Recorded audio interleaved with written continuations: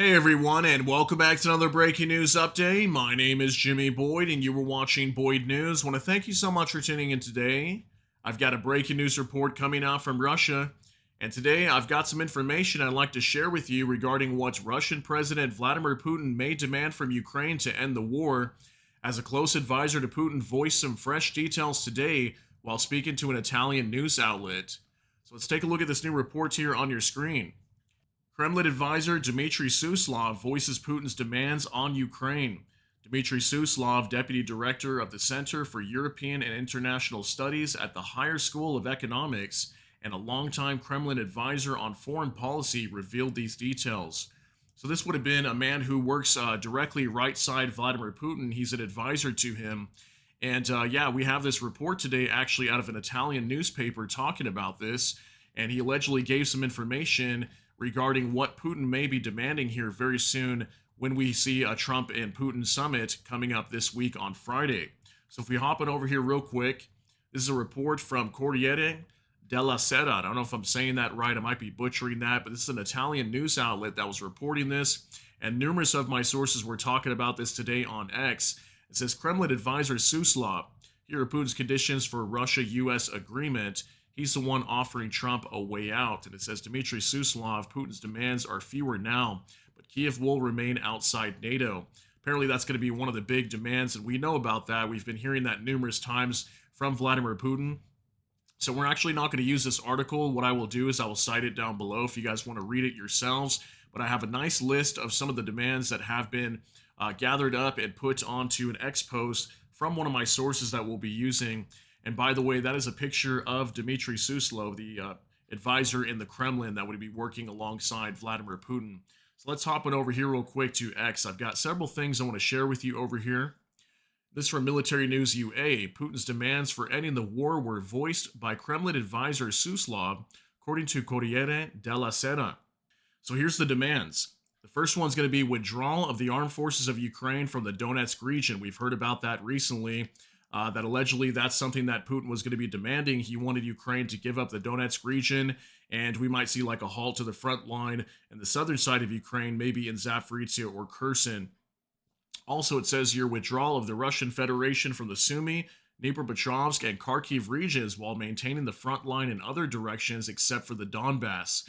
Okay, so looks like Russian troops would still be stationed in the Donbass. That includes the Donetsk region and also the Luhansk region on the eastern side of Ukraine.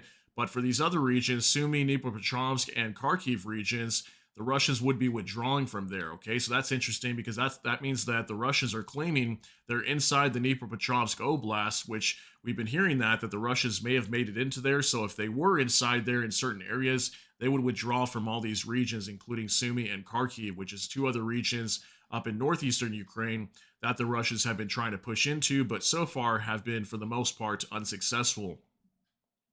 It also says Ukraine's commitment not to join NATO. We've been hearing that many times, that Russia does not want Ukraine into NATO. I'm sure that will be definitely part of the original proposal coming from the Russian side. It also says demilitarization of Ukraine and constitutional reform regarding the federal system. Okay, so this is a big one too. We know that the Russians do not want Ukraine to be militarized. They want them to scale down their military tenfold. And then on top of that, they want weapon supplies from the West to stop flowing into Ukraine. So that's a demand there as well. And also the Russian Federation wants to conclude a bilateral agreement with the U.S. without the participation of Ukraine in the EU. Isn't that interesting? They don't want Ukraine and the EU to be involved in this bilateral agreement with Trump. And we're not going to see that, actually. They're going to be making some sort of agreement, most likely coming up on Friday. But we do have some statements, actually, from Volodymyr Zelenskyy today. He's coming out and telling Ukrainian people at a conference that they will not pretty much agree to anything that Trump and Putin come up with during this meeting on Friday, that it's actually just going to be some talks and that's it. So finally, it says here, if Ukraine refuses, Putin wants Trump to stop all military assistance to Kiev. Okay, and that's interesting. So on top of wanting demilitarization of Ukraine, they're also stating that if Ukraine refuses this deal with Russia, they want Putin to stop all military assistance to Ukraine. Now, that's going to be the wild card here is Trump going to withdraw military support for Ukraine and possibly intelligence as well if we see the Ukraine is not agreeing to what we know is going to be coming here very soon as some major demands from the Russian side. And many of the demands we have seen in the past are not favorable to Ukraine at all. And I don't see Ukraine agreeing to many of these demands. So we're going to have to see what the official proposal is that comes out of Putin. But these were some of the details that were leaked today from the Kremlin advisor, Dmitry Suslov. So very interesting information. Now we're going to show you guys some other things from Volodymyr Zelenskyy today. He made a lot of big statements regarding this war. This was him right here. I'm going to show you guys this clip here in a second, speaking at a conference today and also to reporters. So this from Next Up. Breaking: Zelenskyy on Trump-Putin talks. It's impossible to talk about Ukraine without Ukraine. Without us, they cannot make any decisions. We have to stand by the truth, our own truth. There are things that live in your heart, and there are things that are in your constitution, Zelenskyy said, hinting that Kiev is ready to defend its positions firmly. Yeah, we know that Zelensky's not going to give in, okay? And this is a really big one here. Him basically stating that, Putin and Trump can talk, that's fine. But without them, without the Ukrainians being involved, no decisions are going to be made that it requires Ukraine to be involved in these talks, okay? So just want to show you this about 1 minute clip. Take a look at this. Що стосується перемовин, в будь-якому випадку вони важливі на рівні лідерів. Але говорити про Україну без України неможливо, і ніхто це не прийме. Тому розмова президента Сполучених Штатів, а ми підтримуємо Сполучені Штати, і Путіна, безумовно, може бути важливою для їх двостороннього треку, але нічого про Україну без нас вони прийняти не можуть. Я дуже вірю і надію, що президент Сполучених Штатів це розуміє і усвідомлює. Безумовно, у нас буде зустріч на рівні лідерів трьохстороння. Я не знаю дату. Якщо ми хочемо закінчити війну, так воно і буде. І там будуть підніматися ті чи інші питання. Стояти на правді, на своїй правді. Безумовно, робити все, щоб ця війна закінчилась. І є речі, які є у тебе в серці, є речі, які є у тебе в Конституції. Okay, so huge statement here from Volodymyr Zelenskyy, and I thought it was great to see that at one point he says that U.S. President Donald Trump should realize and understand that there's going to be no decision about this war, for Ukraine without Ukraine, that it requires Ukraine to be there and to give their own statement, to make their own proposal and whatnot. And he said that Trump understands that. So we'll see if that's going to be the case coming up on Friday, as we know that Putin and Trump are going to be meeting and most likely coming up with some sort of proposal for Ukraine. And then he also states in here as well that, there's a chance for a trilateral summit in the future, but he doesn't know when that's going to be. Okay, so very interesting. Now we have a bunch of other statements here I want to share with you as well for Military News UA. The armed forces of Ukraine will not withdraw from the Donbass because these are illegally occupied territories of Ukraine, Zelenskyy says. Yeah, Zelenskyy also came out saying today that this would start a third war, so I'm assuming he's talking about a World War III if they were to give up the Donbass, because this would also help the Russians bypass a lot of defenses on the Eastern Front. So he came out saying today that they would not withdraw from the Donbass at all. Okay, so that's interesting because those were some of the proposals coming out from the Russian side recently. Here's some other statements. Russian Federation is preparing for an offensive operation in 3 directions: Zaporizhia, Pokrovsky, and Novopavlovsk. Groups of Russian military have advanced about 10 kilometers at several points. All of them are without equipment, only weapons in their hands. Some have already been found, partially destroyed, and partially taken prisoner. Wonder if he's talking about the Donetsk region, as we've been reporting that the Russians made a breakthrough. But if this is the case here, it looks like most of them were probably just armed soldiers on foot, that many have already been taken prisoner or taken out. It all says the ratio of personnel losses 1-3 in favor of Ukraine. During the day, the losses of the Russian Federation amounted to 968 people, of which 531 were killed. Meanwhile, Ukraine loses 340 soldiers per day.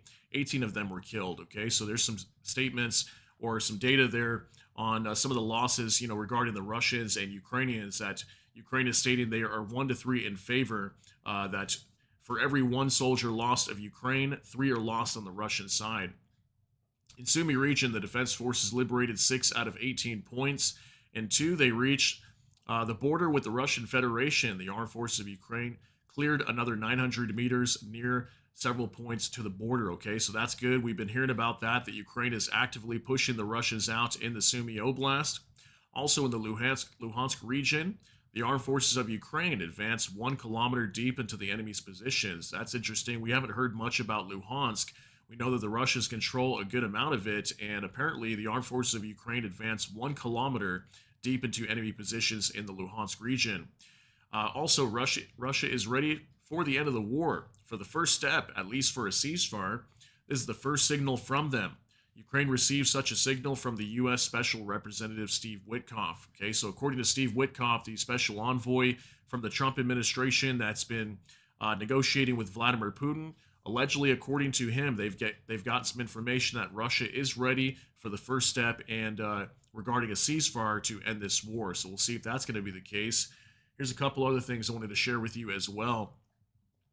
It says, I am not ready to discuss the issues of territories over the phone. In my opinion, the Russians are not offering Ukraine to withdraw from the Donbass completely in exchange for some territories. They're simply offering not to advance further. That's interesting. So Zelensky's saying that the Russians are telling them not to have to withdraw completely. They just want them to stop and freeze the front line in the Donetsk region. So interesting, because we have been hearing that the Russians want them to fully withdraw from the Donetsk Oblast to give up the Donbass, which would include Luhansk and Donetsk regions. Also, for me, the presence of Europe at the negotiations is important because so far no one except Europe is giving us security guarantees, even in financial terms. So that's a big one. Also, him reiterating that Europe needs to be involved in the negotiations. He stated that numerous times. Also, we need to have 3 meetings, 2 bilateral, 1 trilateral, and probably after the trilateral one, we will have a result. We'll see if we get any of those. Also, I believe that Putin won with this meeting. He needs a photo with Trump. Firstly, he will meet on U.S. territory. Secondly, he is coming out of isolation because they are meeting with him on U.S. territory. Thirdly, with this meeting, he somehow postponed the sanctions policy. Yeah, that's true. He definitely did because they haven't gotten hit with any sanctions at all from the U.S. But yeah, basically, Zelenskyy was stating today that he wants to see a photo of Putin and Trump. That if there's no photo, it basically didn't happen because he doesn't believe that Putin apparently is going to go there, considering that Putin really doesn't travel around anywhere. He does have an ICC arrest warrant out for him, so he really can't travel to a lot of nations without being arrested due to some issues with this war and committing war crimes and whatnot. So yeah, we'll have to see if Putin is actually going to make it to meet with Trump, but I do have information on that today as well. So these were just some major statements coming out from Zelenskyy today. Now for Max 25, Zelenskyy says Putin needs a photo from the meeting with Trump. Conversations about Ukraine will not be perceived as fact. Yes, this was an actual statement from him today. That's actually allegedly what he stated regarding the photo with the meeting with Trump and whatnot. He said conversations without Ukraine will not be perceived as fact. So pretty much saying that, without Ukraine being there, they can talk about whatever they want. But regardless, they're not going to agree to anything until Ukraine actually gets involved with these negotiations. Now, from Ozen Defender, the White House has announced that the details for this week's meeting between U.S. President Donald J. Trump and Russian President Vladimir Putin have been finalized, with them scheduled to meet Friday, August 15th in Anchorage, Alaska. Officials further add that this meeting will be a listening session for President Trump so that he can determine how to end the ongoing war in Ukraine. So there you go. It is confirmed. Putin is going to Alaska. And it was interesting again yesterday because Trump, speaking to reporters, said numerous times that allegedly, he was going to be going to Russia, actually, that, Trump himself was going to go to Russia. So kind of in a way referring to Alaska as Russian territory, as, a long time ago, back before in the 1800s, Russia used to control Alaskan territory, right? So now it's a part of the U.S. So very interesting that he kept saying that. It makes you wonder if maybe Trump is going to go to Russia at some point. But allegedly on Friday, they are going to be meeting in Anchorage, Alaska. Now from Max 25, White House says perhaps there are plans in the future to travel to Russia. But on Friday, Trump will meet Putin in Alaska. So maybe that's why we were hearing as well that Trump was going to go to Russia, was at some point in the future he is going to go there. So maybe that's why he was stating that. But he definitely got it confused with the word Alaska, which is part of U.S. territory, numerous times yesterday while he was speaking to reporters. So there you go. He could be going to Russia in the future. And then finally, for Max 25, I want to show you this also.